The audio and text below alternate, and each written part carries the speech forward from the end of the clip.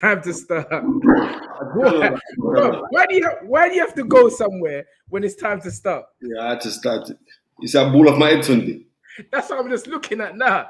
You try to move like me. Nah. You know what? You know when you get them little things, I say, chop it off. We're live anyway. Come on. But all these aeroplanes keep on driving past my house. Anyway, ladies and gentlemen, It's the feds, Tunde. back in the building. You know how we start in the magical words of dream it, believe it, become it. Coming up. Yes, Tunde. What a week, Trust me. bro.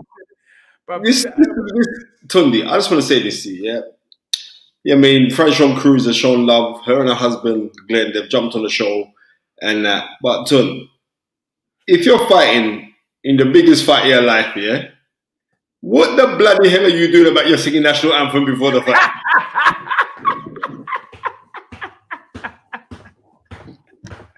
bro, I knew you was gonna say it though. Well, you know what? But before I say my piece, I need to hear what. Anyway, I need to hear what. Let me just pick up a few people that have joined us because you know it's gonna be a live show. Old tight Sammy Ali seems to be the first one in the building.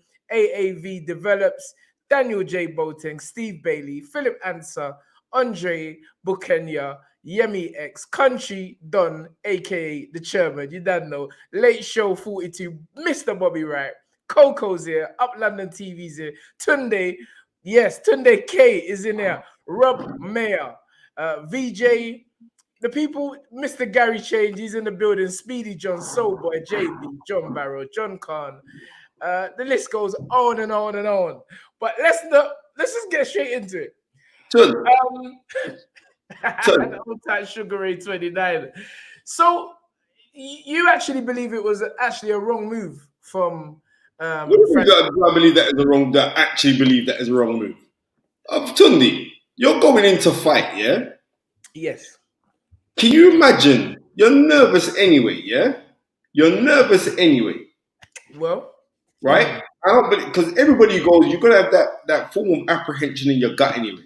So why would you want to? And this is not me dissing the sister because you know we got bare love for it. But why on earth would you want to take yourself to hold big microphone in front of I don't know 18,000 people? Like how much thousands of people it is? You want to go sing, and you know us Englishman as well. Englishman boo any national anthem. That's not. Well, listen, this is my opinion on it. First of all, there was no way was there 18,000 people in the building. I don't know. I'm just thinking. I'm saying whatever. But you know what? I don't business. It's a bag of people. I'll be honest with you, Spence. I don't see it like that. You know, my perspective is slightly different sometimes to you. Most times we agree, but it's her moment, Spence. It's the young lady's moment. She may never get the opportunity. Wait. You said your piece. Let me say my piece. She may never get the opportunity to even fight on that stage, that magnitude ever again. And she's like, bro, you know what? I'm savoring this moment. I'm gonna waste out my oxygen. I'm gonna waste out my oxygen, bro. But I'm like, I respect her because it was amazing. Now, I hear what you're saying, but let us just assume that she won the fight. Would we still have that same energy? No, I don't believe we would. I believe we'd be saying, we would be here right now saying, you know what? Massive respect to Miss Cruz. Is that her name? Yeah, Franchon-Cruz. Massive respect to Franchon. She done it her way. She sung, she broke up Savannah Marshall. No. We're just listen. I'm just laying the picture for you. But it's the fact that I was getting texts around round 6 here. Man was like, fam, she burned out her energy on the team. But I actually feel it was a great stage for her. And you know, listen. Tunde. Yeah, no. I'm just like that way because she that was her moment. that was her moment to shine, and she used it to the best of her ability. All right, Unfortunately, it never worked out for her. That's the way I see it. Tunde, I'm gonna tell you again, yeah. I remember when she done one of them programs with she done one of them singing competition things anyway, right? Yeah. She done one of them singing competitions. Like American Idol or whatever it is. She went on the show, yeah? Yes. She didn't go on the show with boxing gloves and try to punch up Simon Cowell.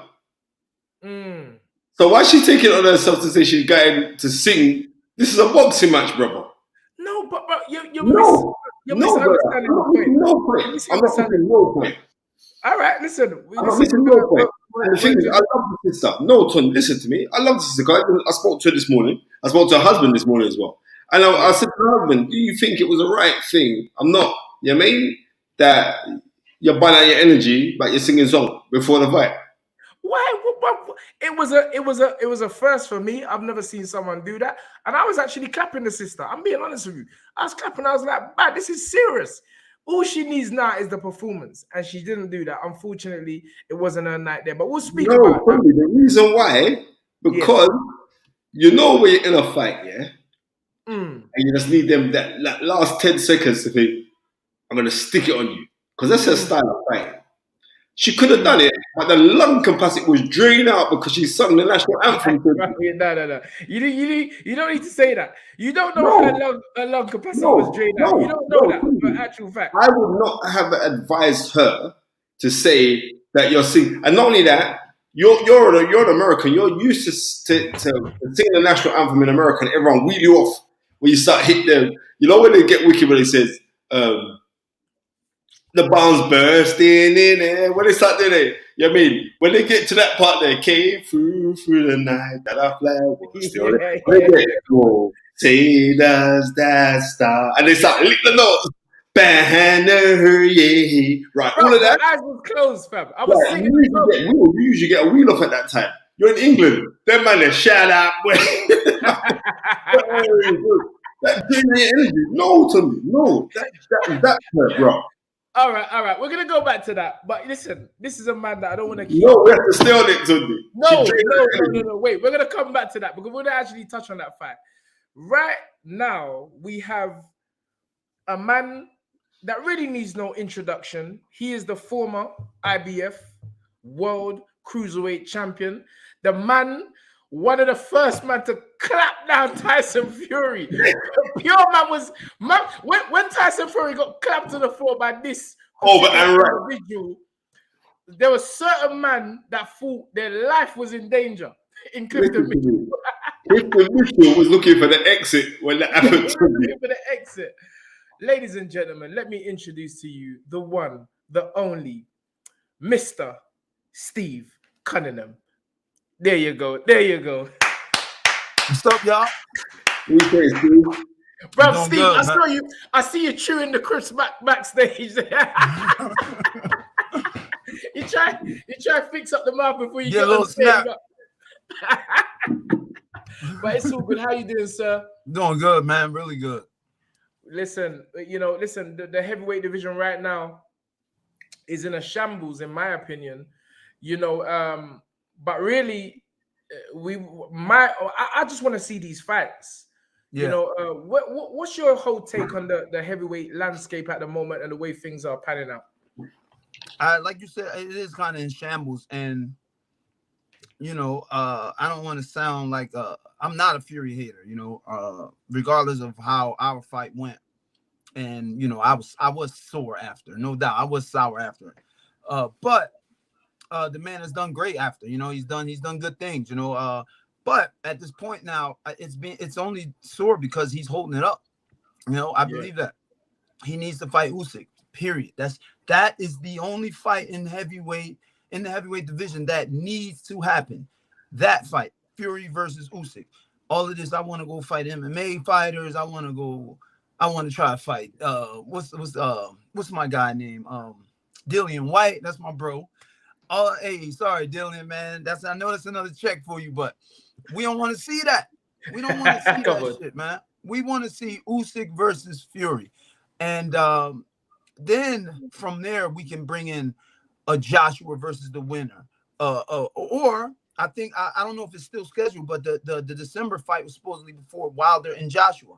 Mm-hmm. So that's a good thing. That's a great thing, actually. You know, that's a fight that some of us feel should have been happened, but it didn't. But still, as long as we can get it, you know. But the winner of that Usyk should fight the winner of Wilder Joshua. Period. It's just regular mathematics, you know. What would you say? Go on, Spence. No, go on, son. Go on. No, I was gonna say, reports are coming out. I knew about this a few weeks ago, that Tyson Fury's next fight now scheduled is against Francis Ngannou. Why? I mean, what is going on? Like I said, Yeah, the reason why TUNDE knew the reason why TUNDE knew early, because Francis Ngannou is his second cousin. Go ahead, Steve. Can you hear me? He's frozen for a second. He's frozen. That's some Steve Cunningham. Yes, Steve. You're back. You're back. We can't hear you.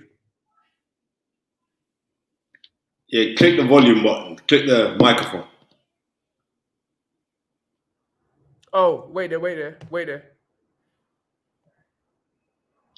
No, I think it's from your side, Steve. I think it's me, yo. Yeah, we got it. Yeah, you're back. Yeah, so going. Oh, you frozen again. Let's see if Steve can get back on here. You know, this is a live show. So... Yeah, Steve? We can't hear you, but we can see you. Maybe unmute your mic one more time. This is what happens. This ain't happened for a hot minute, though, but we can't hear you at the moment, Steve. Maybe come out and come back in. Yeah, jump out and come back in. Oh, no, it's muted now. So we maybe press the button again. Yeah, jumped out. Anyway, yes. But go on, continue anyway, TUNDE. Going on to this Tyson Fury Francis Ngannou fight. Oh, here's Steve now. Good. I'm sorry. I don't know what's going on. I got all my bars. I don't know what's Yeah. So we were saying we're hearing now that Francis Ngannou is scheduled to fight Tyson Fury in some form of boxing match or exhibition, which really would scupper any talk of any Usyk fight happening. I don't know. What's your take on it? If we're talking about the state of boxing, that fight is useless. You know, it's good for Fury and Ngannou to get some money and get some attention. It's actually a plus for Ngannou because he's going to make money, more money than he probably made ever, fighting in the UFC, and he gets a chance to beat the best heavyweight that we have right now. You know, or arguably, some say I think Usyk's the best heavyweight right now. But with that being said, he's in a win-win situation. He loses, so what? He's an MMA guy, but he still gets paid. He wins, oh my God. So but again, Fury, we want to see you fight Usyk. I'm not even buying that fight. I don't want to see it. I'll watch highlights on YouTube. You know what I mean? Spence? Yeah, it's like there've been many fights, and it was like I remember seeing Tyson Fury on the Joe Rogan show saying that you will be hardest fight. That's what's right. Up. And that was after the first Wilder fight. He said that you were the hardest fight. Like, if you should recall back into that fight, what did you think of Tyson Fury before that fight? What do you think of Tyson Fury after that fight? And what do you think of Tyson Fury now? Good question. So before the fight, I was trained by Brother Nazem, who was a mastermind at breaking people down. So, initially when we got the fight, we got the call, hey, we got the contract, signed the contract. That day we went to the training camp. We went to the gym. And Nazem was like, hey, this is what we're going to work on. Overhand right. This is what we're going to work on. And, of course, you're in shape. You're in dynamic shape when you work out with Brother Nazem. The overhand right, he told me from day one, you're going to knock him on his ass with this punch. And I was like, all right, let's go. I have that much faith in my trainer, So, of course, you guys saw the result. But building up to the fight, it was basically like, you guys brought the Europeans have given us some tall fighters, before, and they haven't been that good. They've just been tall, they've just been big. So without us having any other like footage or, a deep understanding on who Tyson Fury is or was, it was the same mindset. Yet we didn't go in there like, oh, I'm just gonna beat this dude. No, we always ready for the world.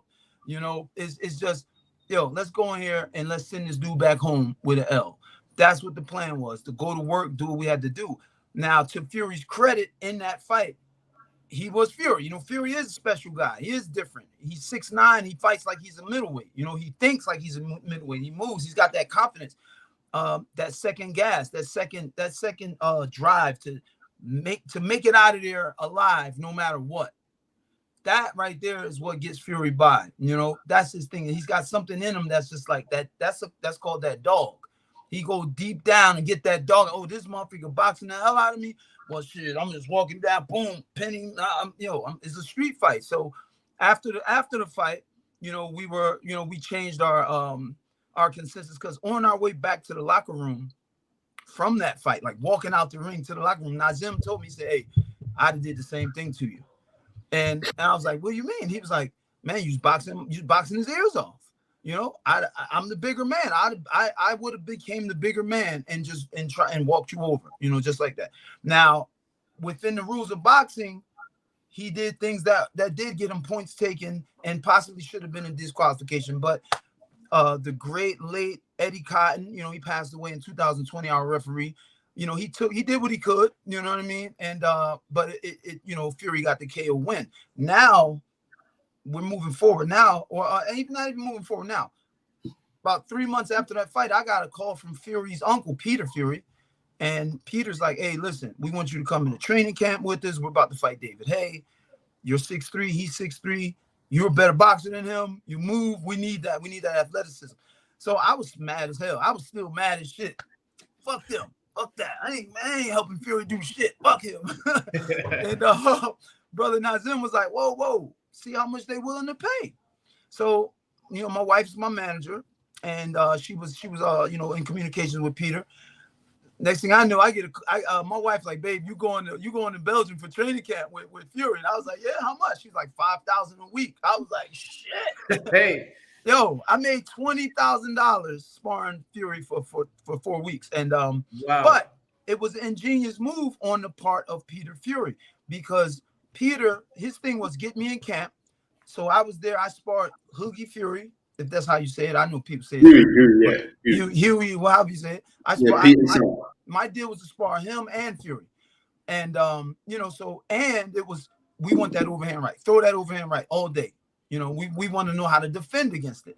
And when I'm sitting there like, yo, this dude got a smart team behind. Like, they're not just going off of he's big, he's in shape. Nah, Peter was on some real intelligent, smart stuff, because that's the only way you're going to get that big guy with the footwork and those big shots over top that he can't see. And the way we set him up with that, we waited till he engaged. He threw a jab, right hand. The right hand fell short.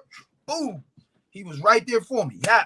So of course, David Haye being a powerhouse, that would have been part of his game plan also. And Peter Fury brought us over there for that. So I'm looking at Fury. I got a chance to, be around him a lot, learn that he is a cool dude, when the lights aren't on, I mean? When them cameras come around, boy, a different guy, and hey, that's what makes these fighters rich.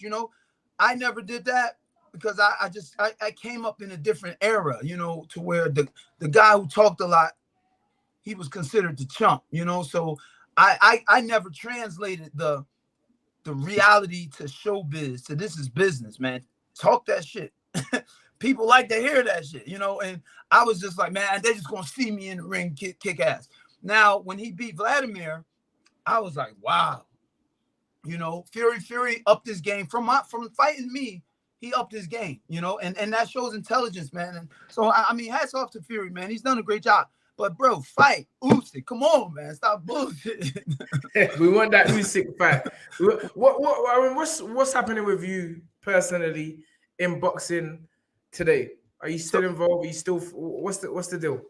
So yeah, I mean, I'm involved. I'm involved. I have this plan we're trying to put in the works right now. As far as my career right now, where I'm at in boxing, is I haven't officially retired. You know, so I'll be 40. I think 47 this year. I forgot. Wow. But I'll be I think I'll be 47 this year, and we're actually in contact with the Bridgerweight national title. You know, kind of like the USBA title. You know, I would like to do like a retirement tour, you know, like two fights, fight for the Bridgerweight title, you know what I mean, and defend it, and then I'm good because I love boxing, you know. I was just training last night, you know. I'm always training. I got sparring Monday, you know, with a cruiserweight that's fighting, and by the end of the month, I'm always working. I'm always sparring. I spar my son Steve Jr. This is him, tugboat. Steve Cunningham. He's fighting. Right? Yeah, he's 1-0 as a pro. I've been sparring him, you know, fast southpaw, 154-pounder. Just always working, and I'm like, I love boxing. I still can do it, but I'm a realist, you know. I do want to do 1 or 2 more. If it could be 1 more, that's cool. At that level of that Bridgerweight level, I'm not trying to go for the world titles. You know what I mean? I'm not going to be dumb, you know, or just over the top with it. I just want to do a retirement fight. Couple fights in. Let's get some of them Mayweather exhibition money, man. Let's do some of that, man. I'm completely with that. I'm totally with that. I fought Frank Mir in 2021. You know, Frank Mir, 2-time UFC jiu-jitsu champ, and you know, he's a good guy. They told me to go light on him. You know, Cunningham, you kill him. He just wants to have a pro fight under the lights. I'm like, hey, as long as that money was good, that was some good money. All right, I've got to ask you about the upcoming blockbuster between arguably the 2 best welterweights. Not the Canelo fight. Go, I want to hear you about the Canelo, but the Mexican beef. I don't deal with the Mexican beef. The 2 best welterweights today, in Errol Spence Jr. and Bud Crawford, Terrence Bud Crawford. What a fight! What are your predictions? What are you expecting, Steve? First, I'm expecting a hell of a fight. Like, trust. You know what I mean? Like you said, this is the elite of elites right here, about to get it in. I'm expecting a hell of a fight from both men. No matter who I pick, no matter who you pick, no matter who they pick, it's gonna be a banger. You know what I mean? Now, I pick Errol Spence because it's size matters in those weight classes. Size matters in those weight classes, and Errol Spence's style fights to his size and his strength, you know, his power. And this is all my opinion, you know. And Earl, I see Crawford doing some good things, but I don't see him pulling out a win. I see Spence with his hand raised at the end. I do. Interesting. I'm gonna say Canelo has just announced the fight with shock to many. You know, people are like, "Oh, are you fighting the smaller one? We was expecting the bigger. We was expecting Jamal. Now we're hearing it's Jamel, undisputed versus undisputed, which is fantastic. But you know, you already know what the headlines are gonna be. Canelo's picking small guys.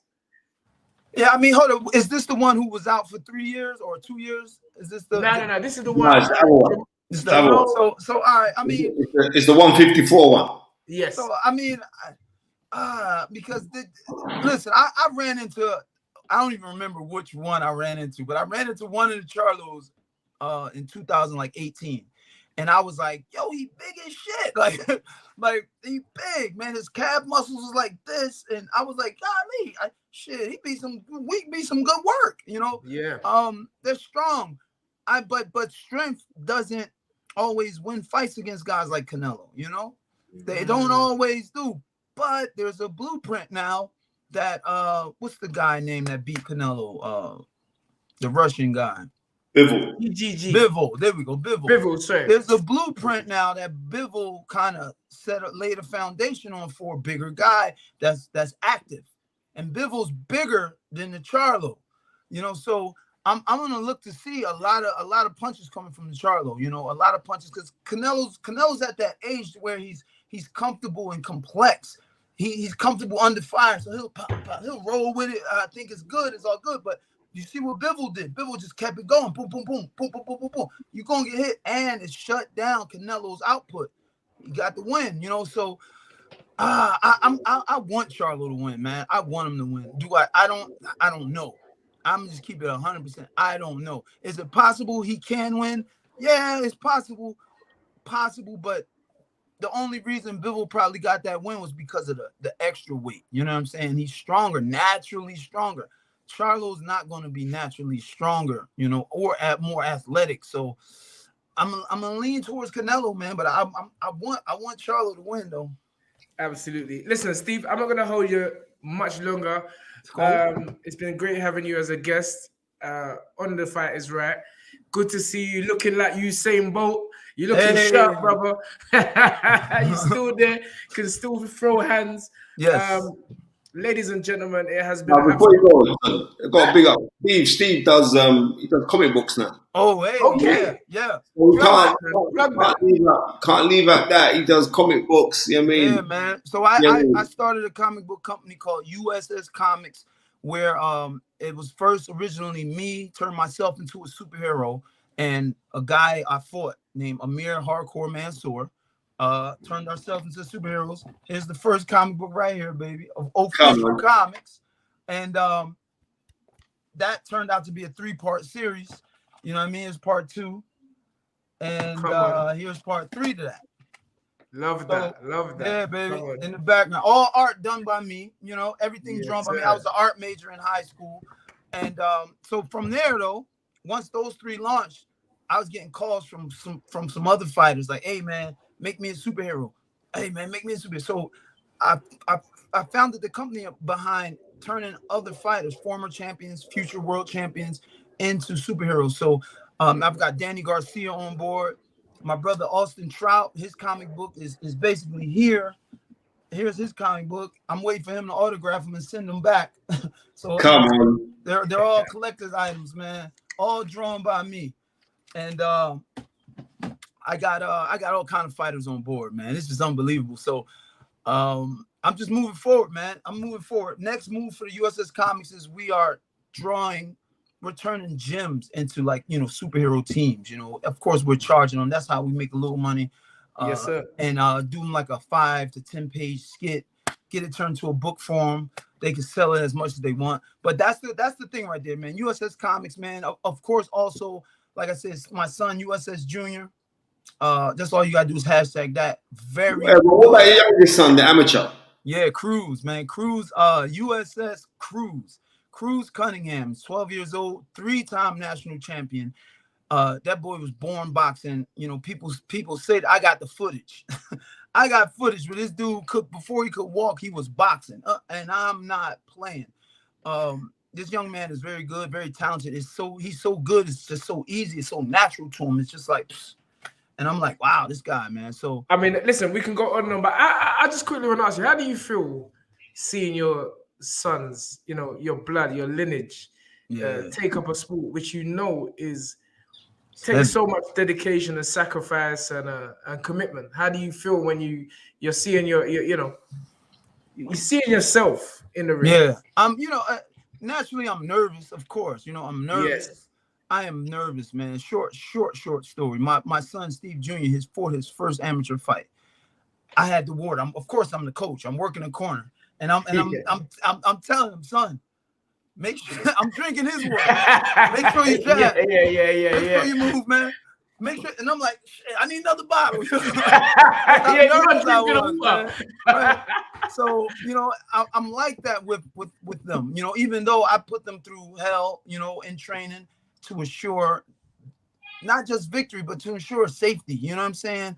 Mm-hmm. To ensure we box and learn and grow. But it's a difference. You know, I got Cruz and I've got Junior. So when Cruz gets in there, I'm nervous. I'm not nervous in the beginning with Cruz, but then when he gets in, it's like, oh. But with Junior, I'm nervous in the beginning, but then when he gets in, I'm like, yeah, he good. Because they're different. They're different versions of me, and it's crazy, you know. Like Junior's a boxer, puncher. Like he's trying to. He frozen, man. He frozen. You frozen, man. That's how it goes. But you know what? Steve? You back? He's back. I can't hear you now, bro.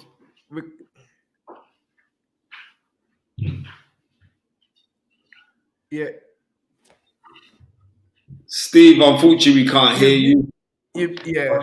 But you know what? We got some excellent bits from Steve Cunningham. We'll be chopping this up. 84 boxing. This episode is sponsored by the movie Frozen. Bro,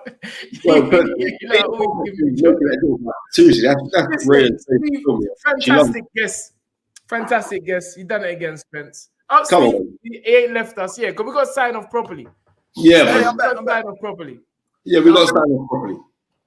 All right, it's cool. So we're gonna sign off. No. You were just going. You want me to finish that? Finish what you're saying. All right, cool. So there's a difference between both of them. Like Junior wants to knock you out. You know what I mean? Like, and I love that about him because that's something in me that I see the upgrade. You know, in me, I wanted to just outbox you. That was my goal, which was a detriment toward me too, because nobody don't want to sit there for 12 rounds like, oh, he boxing his brains out. But that was my thing. Like, man, I put all this work in the gym. Y'all gonna see me. Yeah. But Junior's like, yo, let's get this shit over with. You know, Cruz, he's so mechanical and mental and cerebral with his boxing. It's just like, wow, like, oh, he did that. Oh, snap. You know, wow. And he's only 12. So that seeing these different versions of me, you know, go at it and challenge and be successful, because Junior was a top rated amateur in the nation for 4 years, you know, 3, 4, 2. It's just amazing, man. It makes me feel like, you know, people, I hear people say, oh, it's bloodline, it's a bloodline, you know, this and that. And it just really makes me feel like that, because my dad told me he wanted to box. He's like, man, I wanted to box so bad, but he was, you know, my dad was in the streets and, you know, all that wild stuff, so he couldn't. But he was like, son, I'm so proud, man, that you picked it up. And I didn't get this from my dad. He didn't tell me go box. It was in me. That's why I started it. I started at age 19, you know. I started boxing at age 19. So now I have sons that grew up in it, and they didn't just grow up in boxing. They grew up under me being taught by Brother Nazim. They grew up watching Dynamite Carl Dargan spar. All of these super guys coming. Yo, I took Junior to training camp with me numerous times when he was little. They grew up in it, so it's natural to them. So now for Junior, it's the next step. Now I'm trying to build him. He's got 2 fights in 30 days lined up, man. I'm trying to move this young man, you know, get him moving, get the name out there, and let him make his own lane. You know, he can get out of my shadow. Well, sorry to you know, like X4 of yours that you got that draw with, who's also a friend of the show in the Magic Man, Antonio Tava. He's got a son at 154. Yeah. So let's get that cracking, man. Yeah, you know. That'd be sweet. I talked to some people, which I don't know if they pitched it to Antonio Tarver, but I talked to some people and they were like, let's do a mega card. Your rematch versus Tarver and Junior and his son. I was like, that's an exhibition right there, man. His son's name Junior as well. So it'd be the Cunninghams versus the Tarvers, senior and juniors. You never know. That would have been a nuts, but I don't think it's gonna happen. You know, Tarver, you know, I sent Tarver a message, I think about 3 months ago. He's got me blocked on my main pages in Instagram. Cause you know, we had a fiery rivalry, you know. And I told him like, yo, bro, it's all good now. You know what I mean? All anger and hate to the side. I got respect for you. You know, I've always have fights over, you know, let's be cool. So he saw the message. He didn't say nothing. He didn't respond, but it's all good. But, it's all good, you know what I mean? As long as I know, I just went through a period of bridging those gaps, you know, some bridges that I broke. You know, me and Tarver had, you know, I was angry at the dude. You know, I didn't like him, you know, and he popped on the test. He failed the drug test on our fight, you know, and it's like, you dirty. But so now it is what it is, you know. Everybody, listen, I look at, Nazim told me this. He said this. He said, Steve, when you fight these guys, they are fucking scared. And I'm like, what do you mean? And he's like, look at you. You rip the fuck up. You know, you a beast. You go overseas. You win titles overseas. He's like, Muggs is concerned about you. So he's like, when I fought Juan Pablo Hernandez, that's the best we ever saw him. we were at his last fight. He looked like shit, and I'm like, in his last 2 fights, and we're like, all right, yeah, we want this. We want to take this dude. He comes back. He top notch. A1, the best Hernandez you ever seen. And it's like these dudes get ready for you because they know you're a monster, you know, and that's a credit. He's like, that's a credit to you, and I'm like, yeah, you know. I think that's as far as it goes. Yeah. Listen, I know. Is he there? He's not there. But anyway, ladies and gentlemen, I'm signing off because we got a long show to still go ahead with. But ladies and gentlemen, it has been an absolute pleasure to have the first man to drop Tyson Fury. The second man to drop Tyson Fury. Oh, okay. Steve refuses to go. I refuse, yo. All right, this is it. So I'm wrapping it up. So yeah, so outside of that, Tarver's son, that would be good. But let's get a few more fights with Junior. He's only 1-0. But outside of that, that's everything that's happening with me, man. All right, cool. I was sounding you off, but you came back again. It's good. So I actually said you were the first man to drop Tyson Fury, but second. Yeah, I wasn't. Yeah. Spencer's telling me you were the second man to Yeah, drop Tyson Fury. But regardless, any man that could drop the king, the Gypsy King, is something, because Tyson Fury, in my opinion, is the best heavyweight by far. I do not believe Usyk can handle Tyson Fury just because of sheer size. Tyson Fury is a big man. Who knows? I mean, I don't know. Usyk's got the movement. Usyk has to get past Daniel Dubois, which I know everyone thinks is going to be an easy task, but it's heavyweight boxing. It is, right. You know, I don't think anyone expected you to drop Tyson Fury. No, they didn't. And he went out there and put him on his back. You get what I'm saying? So anything can happen in heavyweight boxing. Yeah. I personally think Tyson Fury is head and shoulders above everyone at this point. But he too needs to get these fights cracking, because I feel until he fights Usyk, until he fights Anthony Joshua, right, the legacy is not secure. That Joshua fight, that's a good one too, man. He needs those fights. We need those fights. Usyk and AJ. So without further ado, ladies and gentlemen, it has been an absolute pleasure to have Mr. USS, the man himself, Mr. Steve Cunningham. Thank you guys. Appreciate it. Anytime too. Yes, sir. Big up. Love, brother. Yeah. Good energy, brother. You know? Good energy, brother. You know what? It always brings a smile to my face, because you know what? Like, you can get ex-pros and you get them on a show like ours, and you can see how many stories they have inside of them, and really, it's an opportunity for them to really speak about the sport that they love, and maybe they, when they was actually participating in this sport, there was so much they wanted to say but never really said it. And I feel happy when I hear fighters talking about the past and the stories and sharing them here on the show, Spence. You know what? It's like the nicest thing about this sport is, like, guys who used to watch on TV when we were younger, and Steve Cunningham was fighting and became world champion after I retired from boxing. You know what I mean? And I remember it was highly muted for him versus David Haye in 2008. That fight should have happened when David Haye said, like, I'm undisputed champion, when he became WBA and WBC champion. And Steve Cunningham was saying, you're not, because I'm here, I'm the IBF champ. And then he went and fought Enzo Maccarinelli for his WBO title as well, so he became unified champion. But he didn't fight Steve Cunningham.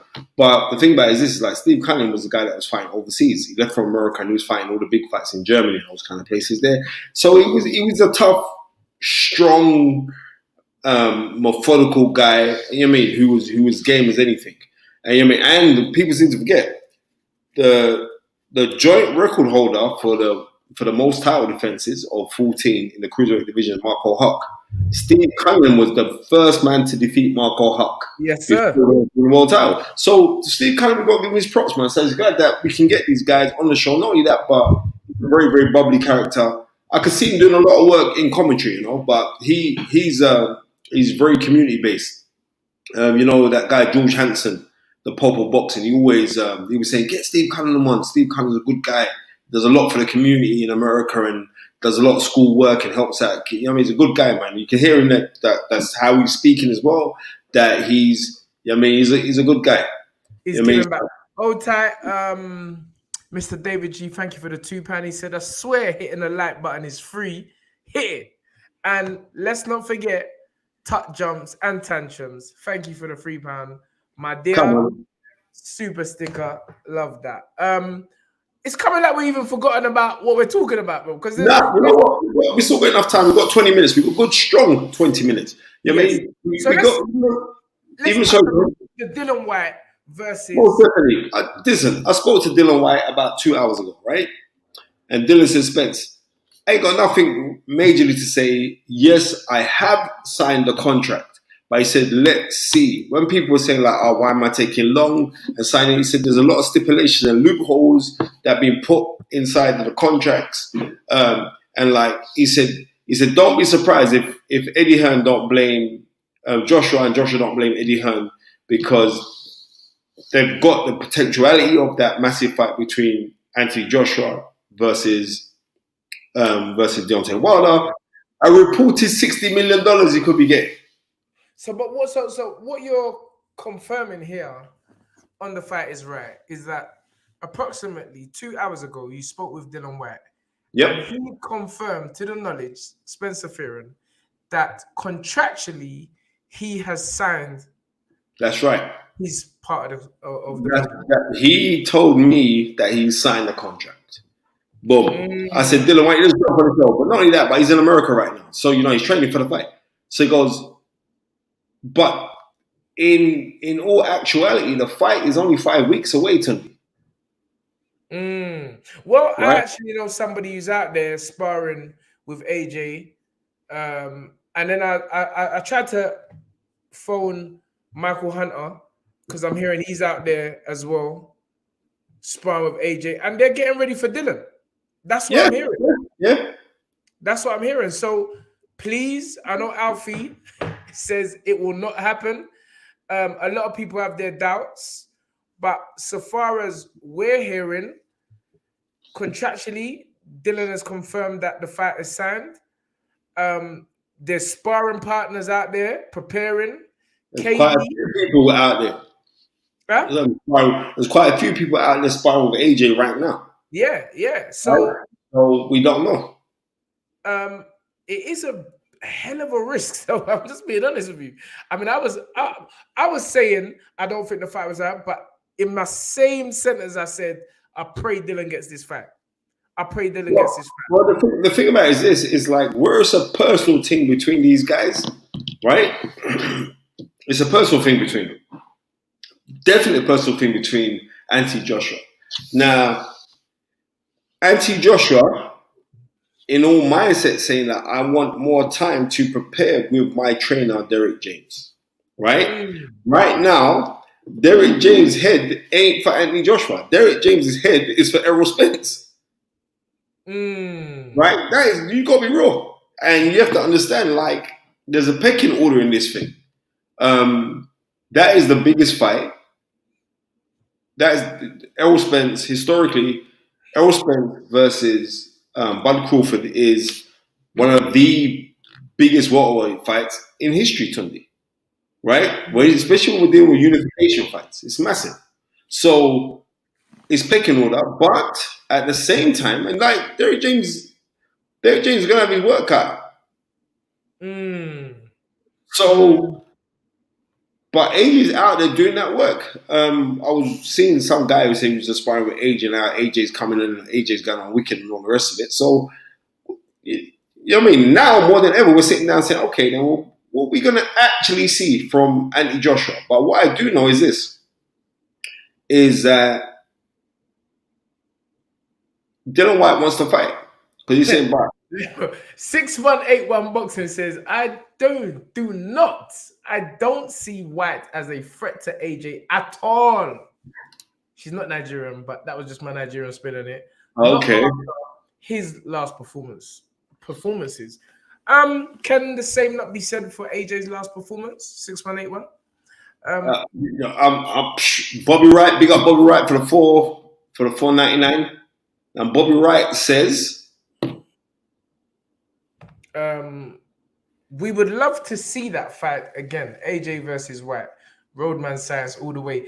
You know, I definitely agree with you. I just don't know if both guys have that same hunger and desire again. I do believe, and I keep saying it, Spence, I believe there's a twist in the AJ story. I'm always surprised if this young man just ends up walking away with everything, knocking out man, and just sitting on top of the world. I can see it. I'm just being honest. Maybe I'm just an optimist, but I can see it. I can see AJ just blowing it. Because I was having this conversation. Me and James Cook, Nigerian biased. No. This ain't biased, bro. Me and James Cook was walking in the park yesterday, Finsbury Park, running with the boys and that. And I said, bro, I think AJ can do it, you know. I just brought another song. One cleaner man was like, nah, AJ's finished, mate. AJ. He just interrupted the conversation. I'm like, bro, where did this guy come from? He's like, no, mate, AJ's finished. I said, no, sir. I'm not following that line of thought because I'm like, actually, Anthony hasn't had that many hard fights, Spence. He ain't. He hasn't. And I totally agree with you. He's fresh. He's fresh. He's coherent. You know, he's pulled a few tantrums, but who ain't pulled a few tantrums? The fact is that he hasn't. I mean, people keep on talking about this killer instinct, and I'm saying that the longer he's out there with Derek James, I believe he can find that again. And so, one man that will bring it out is Dillian White, bro. Because Dillian White is coming for this fight. So it's an exciting fight. But don't be surprised. Just imagine. We got our magic ball. AJ beats Dillian. I'm not putting that out there, but AJ beats Dillian. Few months later, he fights Wilder and lays to rest the Wilder myth about being the hardest puncher in the history. You understand? And then there's a number on Tyson Fury. Listen, you can't chat to AJ after that if that were to happen. But you know, maybe I'm just getting too far. But it could happen. It could. Why can't it happen, Spence? Boxing, Tunde, anything can happen, mate. And that's the truth. Definitely.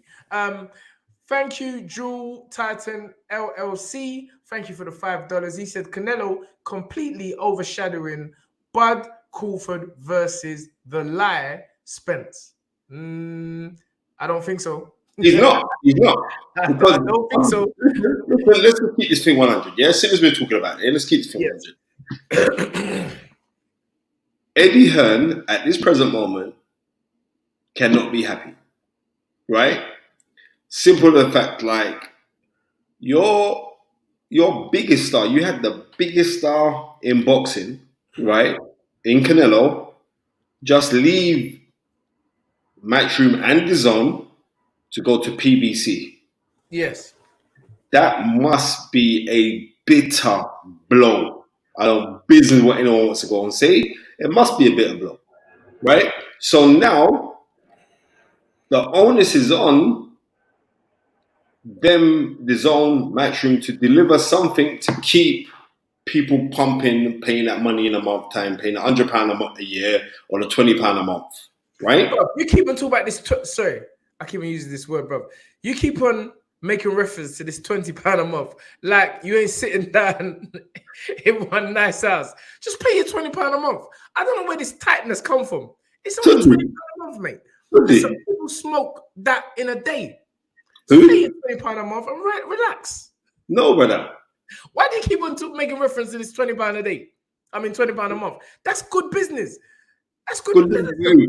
That's good business. Food. £20 a month. Listen. For who? Let me tell you something. You go and spend £20 yamming stupid. I don't even want to give these man ratings. these burger joints ratings. Let me tell you this now. Big up Smack Burgers. Tunde, I've never paid for a burger in my life. Stop giving people free promotion. because they're not I've promoting. never They're not paid promoting for a us. burger. No. We gave them a little few, but now we keep on giving them free promotion. This is a platform with over 15,000 subscribers. That costs money. Don't be just giving these people free money, free advertisement. I'm not giving free money. I'm telling you this now. Name. Just say the Burger House. The burger Tunde, have you ever seen me go to food places where I go to? I don't have to pay, you know. I don't care if you don't. I'm telling you, don't use this platform. Don't be giving these people. So why you use that platform? I'm not paying no X amount of money a month. You see any advertising on my water? What do you see any advertising on mine? You joker. Don't be giving no one. No. I don't. You keep on bigging up this joint, and I never hear that. I never hear them bigging up Stamina for Soul. Nah, I don't hear them bigging up Stamina for Soul. Don't give them no free. I guarantee you, after your outburst, they have to big us up hard on their Instagram. But furthermore, I'm not giving them free money. This is free. That's free advertisement. That's free advertisement. All right, cool. I agree. Yeah, don't call their name. yeah, you don't know. JH17. Bro, it's business. It's business. 15,000 people. You know how much people, you know how much that costs? That's big advertisements, Spence. You see how many fights we've made on this show. Bro, that's the next thing. We've made so many fights. And the next thing. Now, seeing as now you get me mad because I'm starting to think about the certain fights that we made, yeah? Now, I don't want to get me started. There are certain fights that I guarantee, I categorically know that the Fighters Right made those fights. Because I know when I was talking to certain man, they'll say, nah, we don't want that. But as soon as we jazz it up and they start seeing it for, oh yeah, let's make that one. They weren't interested in certain fights. And that's why certain man never pay us the dues, and that's why people pay a shit for them afterwards. Listen, don't get me started today, bro. Sorry, I've turned it into no. Let's go back to what we was talking about. But anyway, AJ versus Dillian White will be a great fight if it does happen. And I'm gonna sit on the fence. I'm gonna sit on the fence for that fight, Spence, because it's one of them ones that it to me is very risky. Sorry, one second. Read G Chains' comment. Where's G Chains? I want man to realize it. Wait there. Look at Tunde properly. Tunde's Wesley Snipes. Man have to recognize that.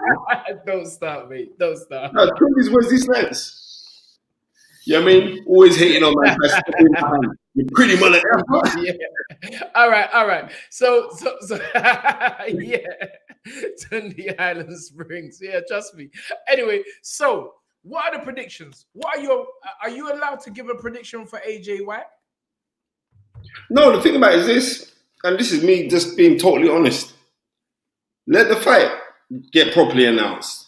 And you'll hear me. Because it's not on this bridging and I don't want to offend this one, I don't want to offend that one. I want man to realize this. If I give an opinion, right, doesn't mean that my opinion is actually based on me wanting someone to win or me wanting someone to lose. It's just an opinion of a fight. Right? Because nothing gets scared to say, oh, well, I don't want to say this because I don't want to upset that, or I don't want to say. So, you know what I mean? If you're a friend to everyone, you're an enemy of yourself. I like that. Right. So I'm going to speak how I see it. And but in raw truthfulness, I don't know about none of them because I don't know what they got inside them left. Yes. I'm telling you, Tunde Snipes. Oh, Tut Johnson Tantrums again. Thank you for the 199 super sticker. Tunde, all that pretty face, all that pretty face. Tuck jobs. You hear what you got Spencer saying? All that pretty face, girl. This show is too real. Oh, tight 6181. She says it's facts. So Spence, speak the truth. Come on. Mob Vlogs says I'm back in Dillian White. Come on. And it's gonna be one of those fights where it's gonna be a neutral support. You know, there are going to be a lot of people out there supporting Dillian, a lot of people out there supporting AJ. If the fight does happen, we do need to see the announcement. I want to see that, and I definitely agree with you on that. Let's talk about, before we go into the British scene and what happened in the UK yesterday, let's talk about the Canelo versus Jamel Charlo fight and what your expectations are in that fight, Spence. And are you shocked surprised Canelo has requested for a man to jump up 2 weight divisions, Sunday. Not 1, 2 weight divisions to fight him. You know, I was loving it. You know, why must it be my cousin? Did you see Magnum of bust up your cousin last night? Because it was Nigerian. Oh, type Bernard. Anyway, you requested, Canelo is requesting a man to jump up 2 weights. But is he actually requesting it? Listen, I heard two saying Charlo ducked me and Canelo ducked Benavides. Tunde, My thing is this. we don't know who Chew is. But Chew is the son of... I know, but we don't know him. We know your dad. But my thing is this, if Sue was offered the Canelo fight, would you turn it down? No, you wouldn't. Exactly. No, you wouldn't. So nobody ain't turning down that Canelo paycheck. That's the paycheck everyone wants. And Tunde, also, did you see, this game is all smokes and mirrors. Because did you see, before the gossip, even though we knew about, because I told you about the thingy fight, about Canelo going with PBC, Yes. Right? We knew about that.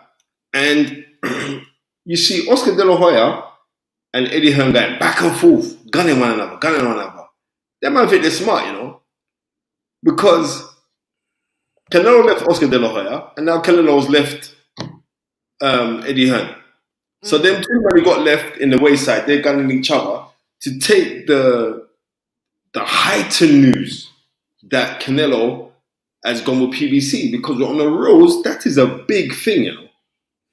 Well, they seem to have all the It's a big thing, because the fights that are lined up, he's got to get through them. And they say it's 3-fight deal, but it's potentially a 4-fight deal, Tunde. Yeah, well, I remember you mentioning that last week with Errol. But Errol's got Errol has to deal with Crawford first. So let's. He does have to deal with it. But even if Errol came in second best, if Errol came in second best, it's the manner of how he comes in second best, right? Because he's always spoken about, and Errol's a big unit. So Errol's always spoken about this Canelo fight for years back. Definitely. So, and I can't go against anything, because TUNDE AJAYI has embedded this in my mindset, my psyche, to dream it, believe it, become it. So he's spoken about this fight for a long, hot minute. Yes, he's got to get past Terence Crawford. But like I said, he could come in second best against Terence Crawford, but it's the manner of how he comes in second best.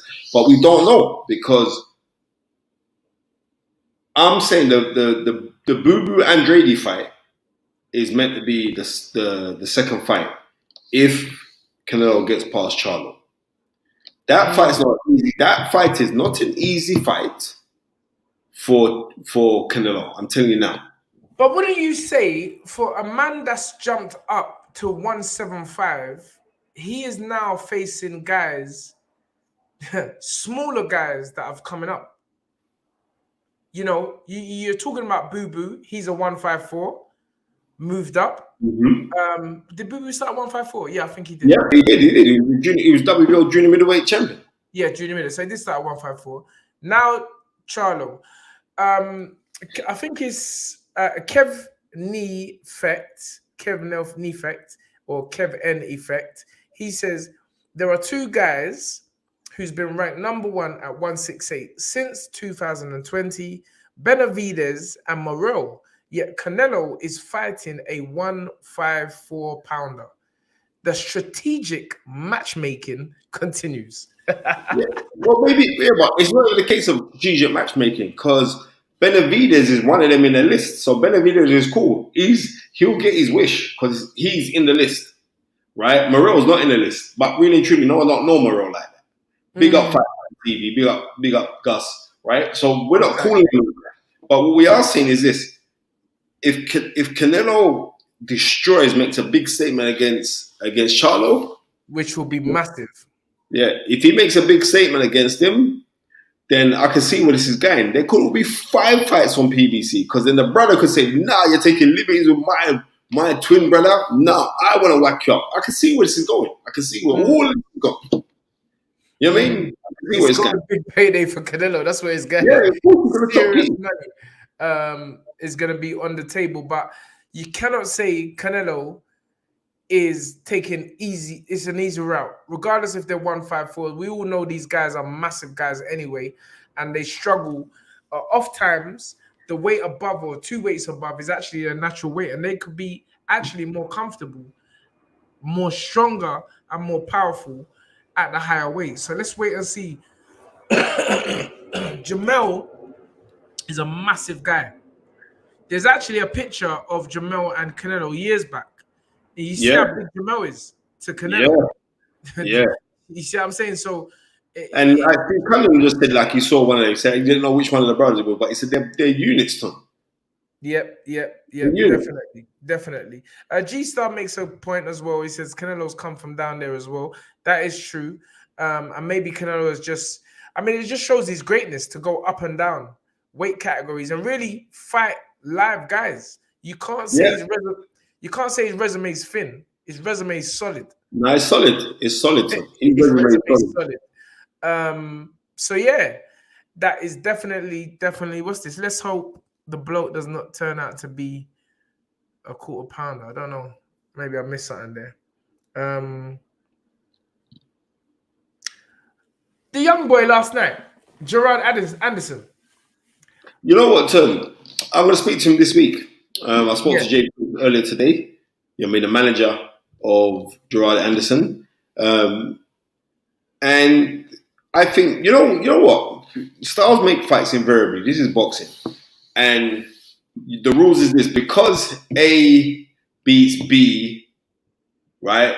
But A can't beat C, but B can beat C. You know how it goes. It's boxing. This is how it goes.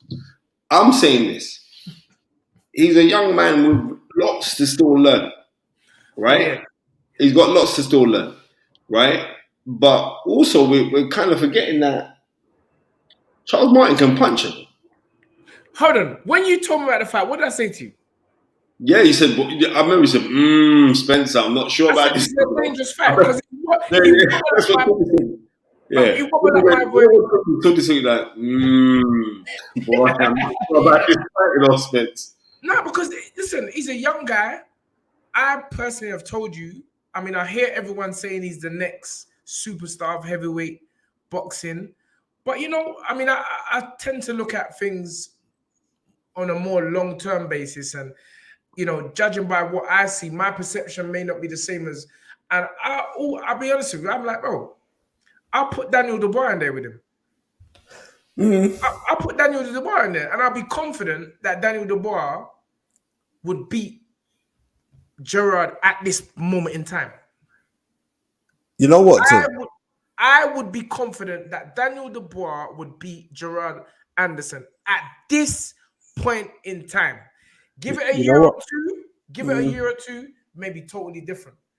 But he passed a great test last night. He did pass a good test. Totally. Do you see where my man? He got clapped a couple times in there, though. I'm telling you. And it went on drop clap. He got bap. My man, straight left hand, right through the middle. And impressive knockdown in round 3 by Gerard, though. From the southpaw, again showing versatility that you don't see many heavyweights do. Tyson Fury, obviously, is the standout one as a switch hitter, but a young man fighting a former IBF world champion in only his 15th fight, turning southpaw to match his opponent and clapping him with a counter right hook. It shows a great future and a bright future. I just feel they might be putting a little bit too much pressure on him too soon. But you know what? It's because you know what it is. I'm gonna tell you why it is as well. Right, your man is by Jay Prince, who's the man that was behind Floyd on the early come up. Who's a man who worked extensively with Roy Jones on the come up, Andre Ward.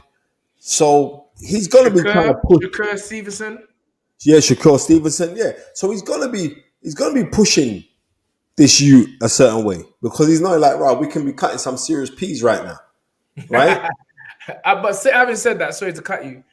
Bob Arum said to me when I see him just walking down the lane in the MGM Grand, he said, "Man, watch out for that Gerard Anderson. He's the next one."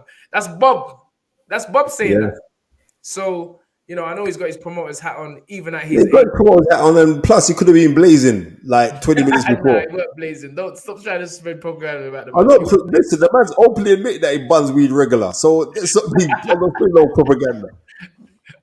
Well, listen, he said it, and I hear Yeah, him talk. listen, everybody's saying it, and Everybody's saying it. right, and then also, but what I'm trying to say is like, if we look through history, you know, I like to check history through heavyweights on the come up, and a certain man has been on the come up, and that's like where everyone's guessing about Tyson Fury right now, but no one can't tell me that John McDermott never beat Tyson Fury in the first fight. He beat him. Bro, you sound like an old record. That's Forget right. about that fight, bro. That's right. Pardon Forget me? about that fight. No. So what I'm trying to say is that there are certain men that when they go up in fights, that they have hard fights. Muhammad Ali had hard fights when he was then the Cassius Clay, right? Where you get these hard fights and you think, if you weren't a house fight, you would have got that. You would have got that nod, right? So there's certain men that go through certain things, but it just builds you to make you a better fighter. And remember, I'm also taking away the fact that he hasn't been boxing that long, and he's only 23 years old. Rain 71. Thank you for the £5. He said, I'm tired of the teeth in ginger head boy.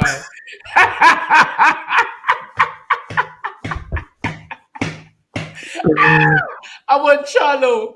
I want try to beat him blow. You are definitely Jamaican, mate. Yeah, big up Ren. Big up Ren. Rain, I didn't even know you was Jamaican. You masked that one neatly. But listen, I'm not gonna agree with that statement. Thank you for the £5 though, but I'm not gonna agree. Canelo Alvarez has faced the best competition since he's 23 years old. Let's not forget that nobody wanted to fight GGG. People were even saying that Canelo's gonna duck GGG. No, but Tunde, Canelo was ducking him. He ducked it till the time was right. No. He swerved him, Tunde. There's enough time. Remember when he should have, he had the chance to go and fight GGG, and then he said, nah. I'm gonna be defending. I'm gonna fight for the WBO junior middleweight crown. And he went down and he fought Beefy Smith. Remember? Okay then. It wasn't even like Canelo. It's the right time. It's to fight the right time. Listen, this guy fought Floyd at 23. Yeah, he fought Floyd at 23. I don't care. Like, Floyd is the man. It takes a lot. He fought Floyd at 23 because Oscar De La Hoya said he had the blueprint. The code. I don't know about that. I do remember. What's this guy called? Who was the CEO of Golden Boy and left? Oh, Richard Schaefer. Richard Schaefer saying that they didn't want the fight at the time. They didn't want Canelo to take that fight. So he's never ducked a challenge. You know, he took Trout's I believe, Austin Trout. He did. Yeah, he broke up. That was a close fight. That was a very close fight.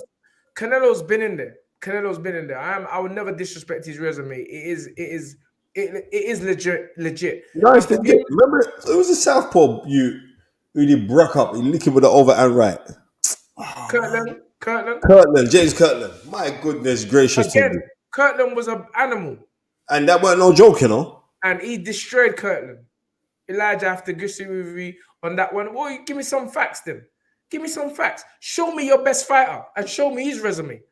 I'm telling you, you're going to have to look far and wide to match up to Canelo Alvarez's resume. Nice. You show me on this thing here. Sorry. Show me the better resume. The more known fighters. This guy's got Cotto, Mosley. Come on, man. You can't disrespect Canelo like that. No, Lara. I'm not having it. Canelo he's definitely paid his dues, and he's at a stage of his career where I feel that, listen, he can pick who he wants. You can't be telling me moving to PBC is no easy option. Because let me tell you something. Charlo ain't easy. Benavidez ain't easy. Andrade, not easy. Andrade ain't easy fights. These are not easy fights. These are serious fights. So we ain't looking for an easy touch. He just gone where the best money was, and PBC are giving the best money. So credit to Canelo. Let's see if he can do a Floyd. Kovalev, you understand? Let's see if he can do a Floyd and ride off in the sunset with these maybe his last 3 fights of his career. Mm. So it's interesting. It's definitely interesting. Anything we got to touch on the British scene? Well done to Natasha Jonas. Yep, 2-weight world champion. Coming the 2-weight now IBF welterweight champion, defeating Candy Whyte in the 8th round. So big up Tash.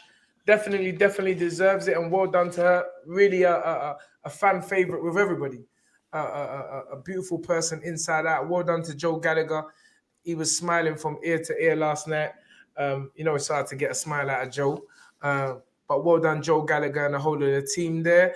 Well done to Savannah Marshall, becoming the new undisputed super middleweight champion, the IBF world champion, the WBA world champion, the WBC world champion, the WBO.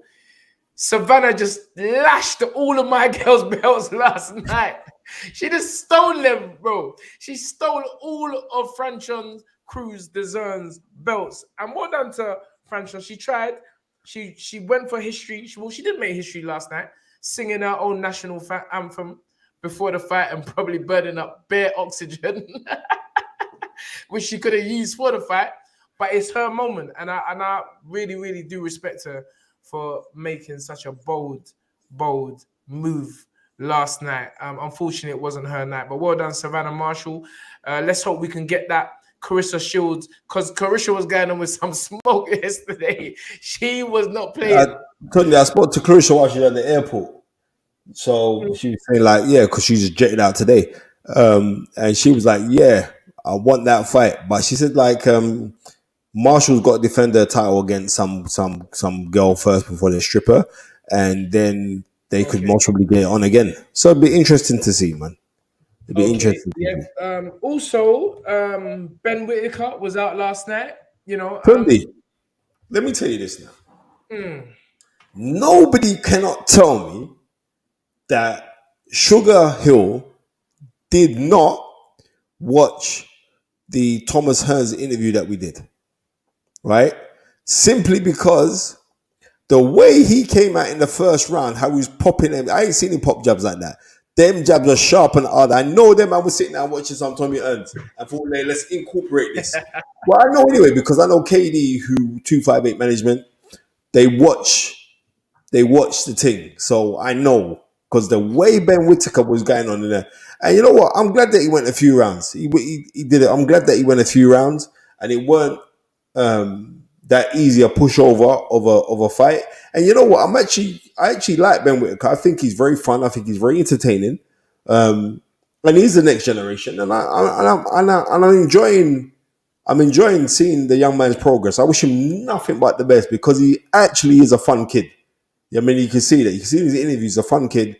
And I'm looking forward to see what the future has for him, Yeah, definitely a showman. And, I guess, obviously, I know his sponsor, Adidas, because they're our sponsor. And I was talking to them head man last night, and everybody's pleased with him, and he's doing his thing. And I said he's definitely a showman. And I feel that as the competition rises, as it gets more serious, he will adapt. Definitely a young man.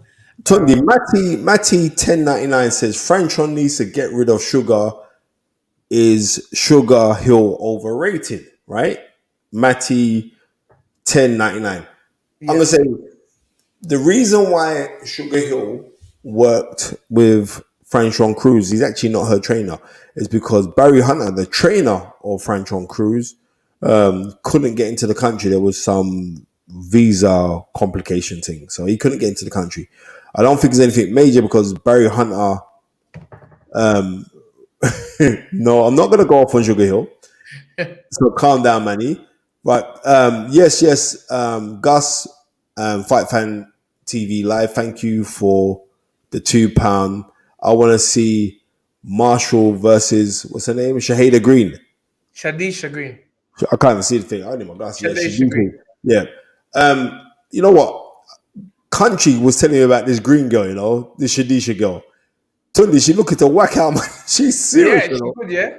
Nah, TUNDE, trust me. She. Wow, 1 second. Look at this. 1 second. Wow. What you say, Michael Hunter? Oh no, Mike. Are you phoning the phone and I just sent you the link? Mike. He must have pocket called me, sir. Yeah, he must have, because he's got the Pocket link. I called sent me. him the link. Yeah, he pocket called me, bro. It was a pocket call from Michael Hunter. Anyway, it's what it is. Yeah. Right, I didn't even phone him. That's mad. That's the powers. Yeah, that's Yeah. him. He's been cool because he tried going like he never see his message. You see, and the powers just make him accidentally fool you. Yeah, trust me, you can't escape. So yeah. Anyway, so Barry Hunter couldn't get into the country, so they thought, well, we need somebody experienced to be up in the corner. So they went to Sugar Hill and said, look, come be up in the corner with us, and Sugar Hill obliged. But I'm just saying, I'm just gonna be real. Sugar Hill in world title fights right now, he ain't going too strong. Right, he ain't going too strong. Lawrence Okoli just lost the other day. And you can't work and put your little bad molasses sugar on Franchon-Cruz. Molasses sugar. What's about you? Why don't you have nothing good to say about this brother? I don't know what you got. I don't dislike Sugar Hill. I'm just teasing, man. It's just. I mean, I'm just teasing. But he just put his little bad juju sugar on my gal as well. Yeah, I mean, make her drain her energy back. She's singing national anthem before the fight start. Spencer, you're something different, you know that.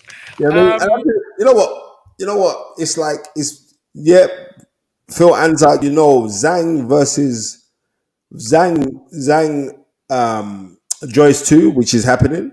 That's a good fight, got announced this week. I'm looking forward to that fight. I am looking forward to that fight. And we also got to say we got to give ratings to Joe Joyce to say, right, rematch clause in the contract. Definitely coming back. I'm definitely going to fight this guy because I believe in my heart's hearts that I've got to beat this guy. So maximum props and respect has to be given. Yeah, I mean, has to be given to him. What's Manny saying? Just continue what you're saying. We'll put it up after, man. Right. No, I'm just saying props to that. That's what I'm saying. All right, Spencer, this is what you was reading. Go ahead. Now, what's reading? What did he say? Manny said in a past life, Spencer got robbed in a fight against Sugar Hill. Well, and the anger never left him. Manny's funny, you know. Manny's got some bars for you. But Joe Joyce against Zhang, risky fight. A risky fight, but one would have to ask, where really is Joe? You know, he was in a great position prior to the fight. The thing is, I saw a little Instagram post from Zhang yesterday, and as we can expect, Zhang looks like he's even more motivated for this fight here. TUNDE, he's up for this fight, bro. So I just hope Joe can, you know me, if you look at right after the fight, I said Joe is gonna get back his belt. I'm always gonna back Joe. He's such a great guy, but sometimes in boxing it's not about great guy, it's about who's better. Most times it's about who's better. So it's a risky fight. People on here are asking about Anthony Yarde's next fight. Listen, I know the date, but again, I said it. I'm not going to talk. It was supposed to get announced last week. People keep on ducking and dodging. It's a comeback fight.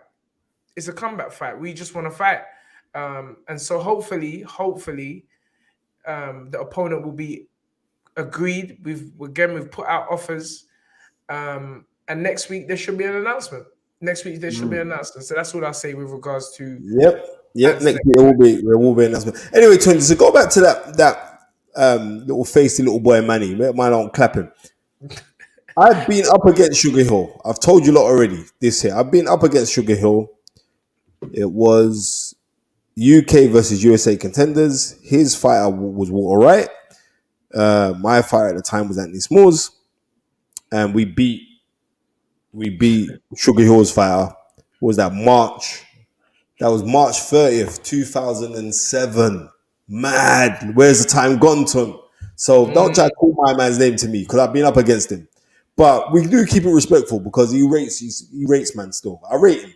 I do rate him. But what I am saying is, like, as Tunde said a few weeks ago, why is everyone running out to America because they hear a little Yankee twang and think like, rah, let me go to America, man. Let me go to America, man. Like, I'm not knocking. Yeah, right. No. Sugar Hill isn't a charlatan. He's a very good trainer. very studious trainer. But the time when Tunde was away working with Andy Yard for the Batavia fight, we had Dennis Andres, the former 3-time WBC world champion. And Dennis Andres said, like, "Why? When I was in the gym, Sugar, he'll have to keep him out shot." So I'm just going with that. And listen, Sugar is a good trainer. He's He's a good trainer. He's a good trainer, man. He's got a wealth of experience. I've just always believed that American trainers are for Americans. It's like it's never been complicated to me. I just feel that a lot of fighters always want to look for something other than looking at themselves. You know, and if you're train, you know, we've got good trainers there, and for a small place in terms of the UK, we actually turn out, I feel, a higher percentage of great trainers, good trainers, more so than America for the size they are, Spence. You know, Yeah, and you look at the great British fighters, Nigel Benn, you know, Frank Bruno, Chris Eubanks, Ricky Hatton, all the notable British stars that you know, they come from the UK. They had UK foundations. Yeah, I mean, George Francis, right? George Francis used to make man there to up in, where was it? Where were they? They had to go running up in the heath, and then afterwards, they had to jump in the freezing cold water. Yeah. And we saw that. Also, before I forget, there was a fantastic play. I didn't know, how come we weren't there, Spence? The Going for Gold play. Unfortunately, father duties have to come in before me going out to no play. Okay. I've noticed Tunde's going everywhere these days, you know, because Tunde doesn't get no responsibility. I've been told that I have to get out there, but so I'm No, trying you do show my face. But a fantastic play on what's the guy's name, Spence? Yeah, it was so good, Frankie Lucas. Yeah, remember I thought it was a gangster man, Frankie Lucas. But big up Jazz Lintoff, who played an exceptional role of Frank Lucas. It won an award recently as well, you know. They've been up, they've been nominated. Fantastic play at the Chelsea Theatre, and I think they should run it back again. It's fantastic reviews from Steve Bunce and many people from the boxing world, and a great play and a great story of the life of a man that it's quite sad, really, but it's real life. So big up Going for Gold play, Jazz Lintoff. Spence, listen, you know us, we can go on and on. Is there anything that sorry, Spence, I have to say congratulations to Dalton Smith last night. Tunde, the new blood fire Commonwealth champion, banging out a man, sparking out Sam Maxwell in the 7th round to become the outright British champion and the new Commonwealth champion. And I don't know what they're drinking up there, in Sheffield, in Sam's dad's gym, but it's definitely working. And you know, listen, everyone has their run. In Dalton's dad. Dalton. Everyone has their run, and they ain't drinking nothing. It's hard work and years of graft. You know, and if you go back and look at the pictures and you see his father has been working really selflessly for years and seems to be now reaping the rewards of hard work and sacrifice. So big up Dalton Smith. Fantastic knockout last night of Sam Maxwell. And I think I heard him say in the dressing room, that's it for him. He's gonna call it a day. Yeah, you know, he's had a good career. I don't know. I know you had something to say. Yeah, well, Tunde, I'm like, that was a horrible knockout. Let's just call it. It was a horrid knockout. Man said he knocked him back to the amateurs. That's why you don't even laugh at these boxers. I'm not. You know why I'm not laughing at the things, because knockouts can mash up people. So it's a sport. Right, it's a serious sport. And I'm glad that Maxwell's he's earned a few quid out of boxing, and the mere fact that you've can walk away from boxing, you've been a Commonwealth champion. You know what I mean? That's high praise within itself, right? And And the thing about it is this is like I don't think that when he fought Rudy Rido, I don't think he beat Rudy. Mm, Right, I thought that was a diabolical scoring that was done there. But mm, what I can say is like how you still a champ and you went out, you defended your title, and you come second best. There's no shame in it because you lost to a really, really good fighter, man. And that's the rules. mm. Checkmate 734, too early to say yet. I've been following the delicious one. That sounds kind of funny, but I know you're talking about the young heavyweight, the GB lad.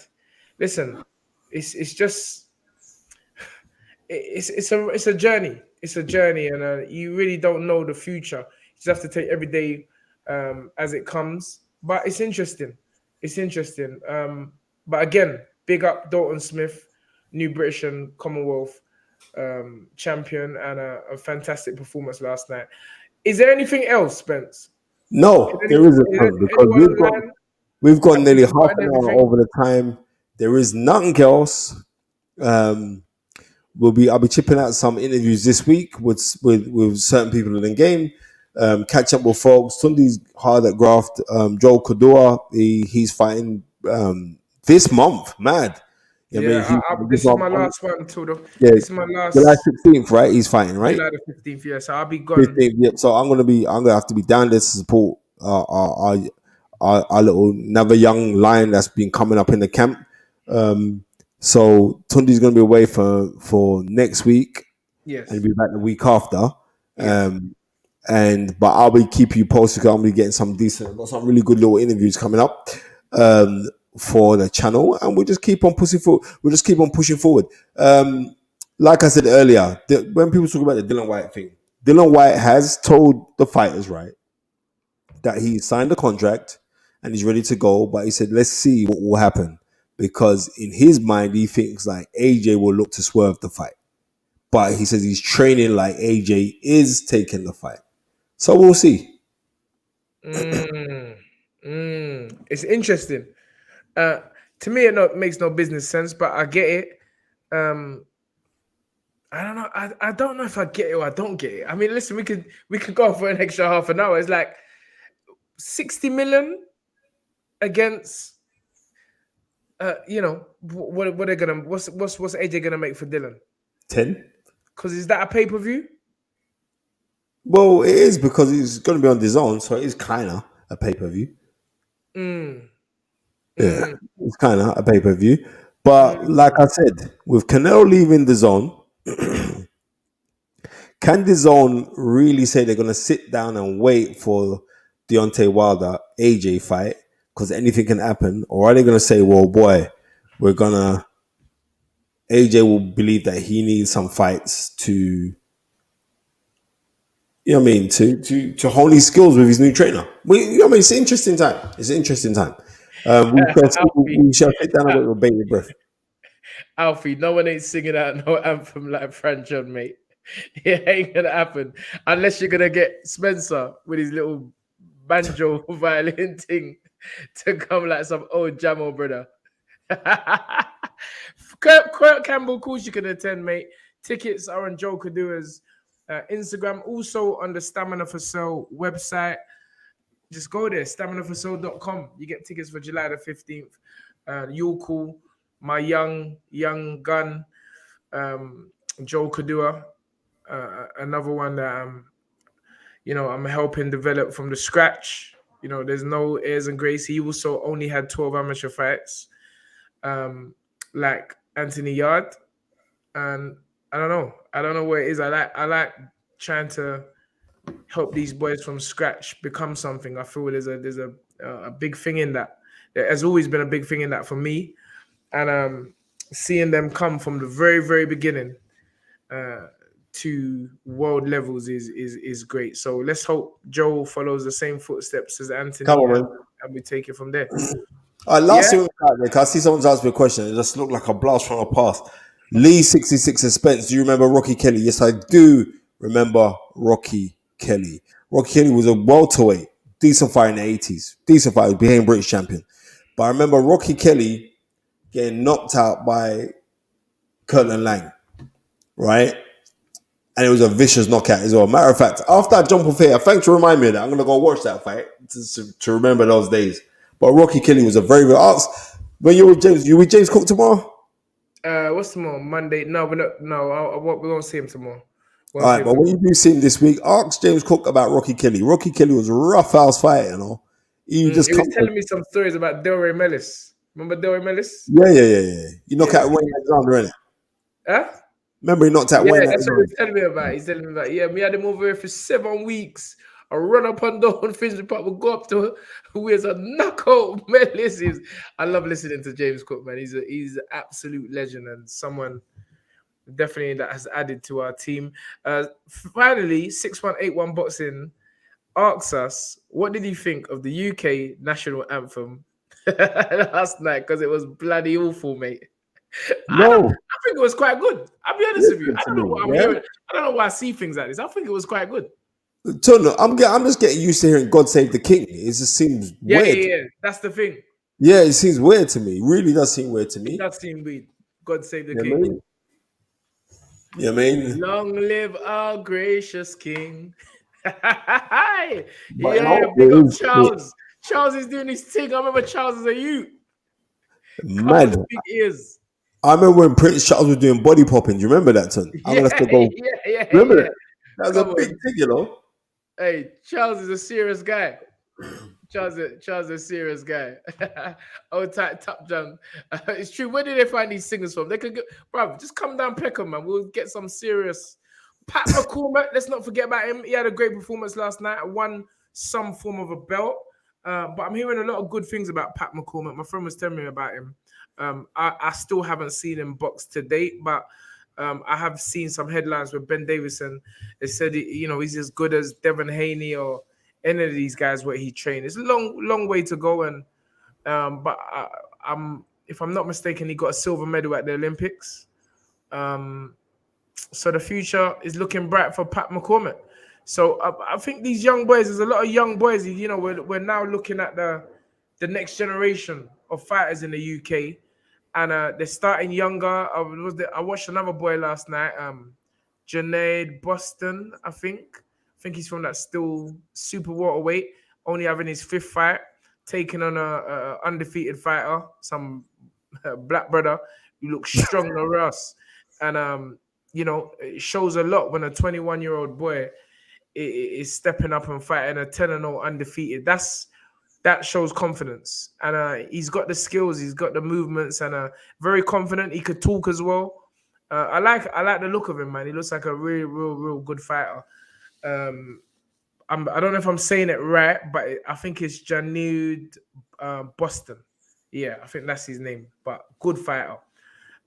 So yeah, man, boxing's looking great for the country, great for the fans, and it's less than 4 weeks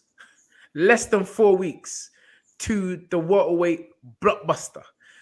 Oh, I'm being reminded that Zach Chelly lost last night against Mark Jeffers, who came in at 2 weeks' notice and upset the apple cart. A lot of people was actually expecting it to go that way.